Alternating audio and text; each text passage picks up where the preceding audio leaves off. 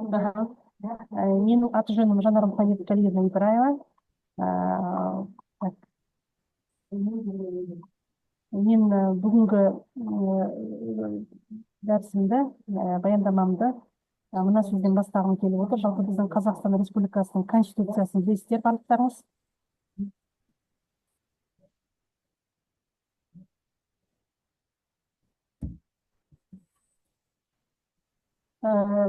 Біздің жалпы Конституцияда жазылған, біздің барлықтарыңызға белгілі 7-ші бапта біздің қазақ тілі, яғни біздің бірінші мемлекеттік тіл ретінде көрсетілген. Біздің бұл барлық сайттардан қарасаңыздар болады, және де қазақ тілімен қатар ресми түрде орыс тілі де қосымша жүргізілетіні жазылған. Және де осы біздің Конституцияда жазылған біздің Қазақстан Республикасындағы өмір сүретін барлық халықтар, сонымен қатар басқа да тілдерді үйренуіне мүмкіндік бар деген жазылғанын айтып өткім келеді. Енді өздеріңізге белгілі, бізде Қазақстан Республикасында қазақ тілі 2 санат бойынша жүргізіледі. Т1 және Т2, яғни Т1 дегеніміз яғни қазақ мектептеріндегі қазақ тілі мен қазақ әдебиеті, ал екіншісі Т2 деп аталады. Бұл орыс мектептеріндегі қазақ тілі мен қазақ әдебиеті. Енді менің айтайын дегенім, бұл жерде біздің осы қазақ тілі қалай оқытылып жатыр? Қазақ тілі қазақ сыныптарында қазақ тілі жеке пән, қазақ әдебиеті жеке пән болып жүргізілетін болса, орыс сыныптарында қазақ тілі мен әдебиеті бұл кіріктірілген пән ретінде жүргізіледі. Және де орыс сыныптарында қазақ тілі 2 топқа бөлінеді, яғни оқушы саны 14-14-те немесе басқа да болып бөлінеді. Жалпы сыныптағы оқушылардың жалпы көлеміне байланысты. Енді біздің қазіргі таңда қазақ тілі қалай оқытылып жатыр деген сұраққа жауап бергім келіп отыр. Қазақ тілі мен қазақ әдебиеті пәні бізде жалпыға міндетті білім беру стандарты, яғни ГОСО бізде сол стандарт негізінде, бағдарламаның негізінде оқытылып жатқанын айтқым келіп отыр. Сонымен қатар біздің жалпы мына қазақ тілі мен әдебиетін оқытуда біздің жалпы пән мұғалімдері ынтымақтастық формасында түрлі қауымдастықтар, командалық жұмыстар, тіл пәндерінің және тіл пәндері мен тіл емес, яғни біздің жаратылыстану, гуманитарлық, математикалық бағыттағы пән мұғалімдерінің бірлескен кіріктірілген сабақтарда жүргізіліп отырады. Біздің жалпы Қазақстан қазақ тілі мен қазақ әдебиеті пәнін оқытуда негізінде біздің мына барлық пәндерде қосып оқытуға болады. Ағылшын тілі пәні, басқа да мына ұйғыр тілі пәні, тәжік тілі, басқа да пәндерді кіріктіріп оқуына үлкен мүмкіндік бар. Бірақ ең алдымен біздің барлық оқушылар, яғни білім алушылар, мына өзінің тілі, яғни қазақ тілін міндетті түрде терең меңгеру керек екендігін айтқым келеді. Және де келесі слайдқа көшіп кетейік. Біздің тілді оқыту, қазақ тілі пәнін оқыту осындай 3 үлкен әдіс бойынша оқытылады. Коммуникативтік әдіс, яғни қарым-қатынас, сөйлесу, пікір алмасу, диалог жеткізу, монолог, осы арқылы біздің бүгінгі таңда оқытылып жүргізіліп жатыр. Және интеграциялық әдістер және ынтымақтастық әдістер арқылы бізде бүгінгі таңда жүргізіліп жатыр. Енді тағы да 4-ші біздің қосып кететініміз мәдениетаралық қатынастар. Біздің бәрімізге белгілі, біздің республикамызда көптеген ұлттар, 124 ұлт пен ұлыс тұратыны барлығымызға белгілі. Сол жерде мына мәдениетаралық қатынастарда қосып кетуіміз керек. Әрине бір сыныпта бізде қазақ балалар отырады, ұйғыр балалар отырады, ұлты дүнген, ұлты кәріс балаларда отыратынын ескере отырып. Сондықтан біздің ең алдымен біздің қазақ тілін оқытуда ең алғашқы жолға қойылған нәрсе бұл біздің балаларымызды қарым-қатынасқа тәрбиелеу. Яғни алған білімін өмірде қолдана алу, сонымен қатар бір-біріне қарым-қатынас жасау, осы мәселе бізде ең бірінші жолға қойылған. Және де осы қарым-қатынас мәселесі де біздің мына оқу сауаттылыққа қалыптастыруда және оқу сауаттылығына PISA зерттеулеріне де қатысуға үлкен мүмкіндік бар екенін айтқым келеді. Жалпы мына қазіргі бүгін конференцияның тақырыбына орай бізде мына Қазақстан Республикасында пәндерді, тіл мен пәнді кіріктіріп оқыту мына жаратылыстану, математикалық бағыттарда ерекше маңызды рөл атқарылады. Бізде көптеген мектептерде, Шапкет Ниязович мектебінде қазіргі таңда осы жолға қойылып отырған тіл арқылы және тілмен пәнді кіріктіру, пәннің мазмұнын басқа тіл арқылы беру деген сияқты көп мәдениеттік тілдерді қалыптастыру жақсы жолға қойылып отыр. Енді бізде қазақ тілі мемлекеттік тіл ретінде міндетті түрде оқытылады. Ол өте маңызды және тиісті.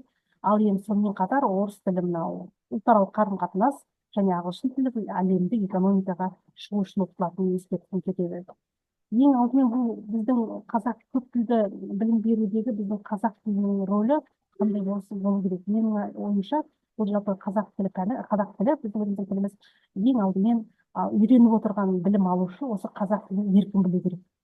Еркін білгеннен кейін ғана барып, басқа орыс тілі, ағылшын тілін кіргізуге болатынын айтқым келеді. Себебі көп ұлтты мемлекетте өмір сүріп жатқаннан кейін ең алдымен біздің өзіміздің қазақ тілі пәні, қазақ мемлекеттік тіл ең бірінші орында тұру керек, және де оның аясы кеңею керек. Сонда ғана келесі, мысалы, басқа пәндерді кіріктіріп оқытуға мүмкіндік беретінін айтқым келеді. Сол тілдің, сол елдің, мемлекеттің тілін меңгергеннен кейін ғана барып, тілдік ортақ қалыптасқаннан кейін ғана барып, жүзеге асыратынын айтқым келеді.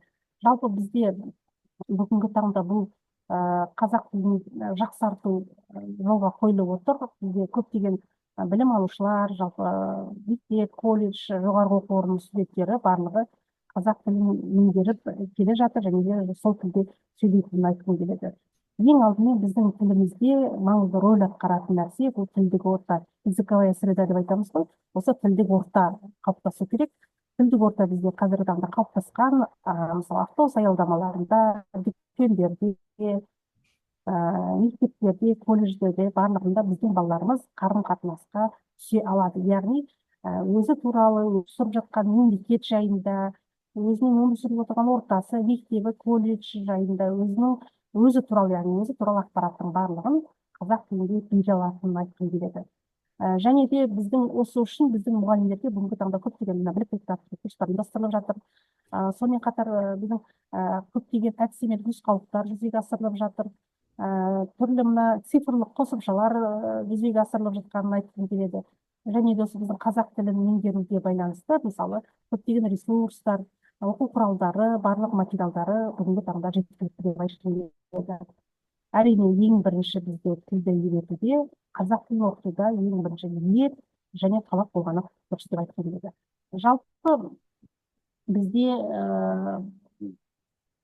айтып кететін жағдай, қазақ тілін оқытуда бағдарламаға сәйкес барлық оқулықтар бар, оқулықтар жүйесі қамтылған. Бірақ мен осы жерде айтып кеткім келеді, тілді үйретуде бізде әлі де көптеген әдістемелік құралдар қажет екені белгілі. Сонымен қатар тіл үйрету курстары өте көп қажет екендігін көрсетіліп жатыр. Себебі бізде көп жағдайда қазіргі заманауи дамыған мемлекетте заманауи балаларға тіл үйретуде бізде әлі де тәжірибенің керек екендігін көрсетіліп отыр. Сондықтан да бұл бағытты жүзеге асыру үшін бүгінгі таңда бағалау деген бізде проблема бар, білім сапасын көтеру деген бізде өзекті үлкен проблема бар.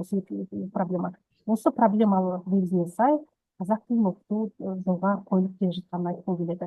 Барлық, мысалы, мектептерде жағдай жасалған, компьютермен де, жалпы цифрлық ресурстармен де, оқулықпен де, оқу әдістемелік кешендермен де толыққанды тек бізде қазіргі таңда пән мұғалімдеріне, қазақ тілі пән мұғалімдеріне ниет, талап, күш қана қажет, басқа мүмкіндіктің барлығы жасалып отыр. Мемлекет тарапынан да үлкен қолдаулар көрсетіліп отыр. Мемлекет тарапынан да бізде үлкен материалдық техникалық базаға назар аударылып жатыр. Тек осы біздің пән мұғалімдеріне қазақ тілін оқытуда ерекше ынта, ниет, талап осы қажет екендігін айтқым келеді. Кез келген мемлекетте жалпы өмір сүріп жатқан халық ең алдымен өзінің тілін білу керек, сосын барып өзге тілді құрметтеу керек деген қағидамен біз бүгінгі таңда жұмыс істеп келе жатырмыз. Бізде үлкен бір принцип бар, қазақ тілі мен әдебиетін оқытуда. Бір пән, бір педагог деген принцип бар. Бұл қалай деп айтамыз деген, кез келген қазақ тілі пәні мұғалімі өз пәнінде міндетті түрде қазақ тілінде сөйлеуі керек. Әрине, терминдер және статистика, басқа да фактілерді мүмкін екінші тілде айтуына болатын шығар, алдындағы отырған оқушылардың қажеттілігін ескеріп, ал негізгі барлық қазақ тілі мен әдебиеті пәні мұғалімі 90-95 пайызға дейін тек қазақ тілінде сөйлеу күнді табып екенін айтқым келеді.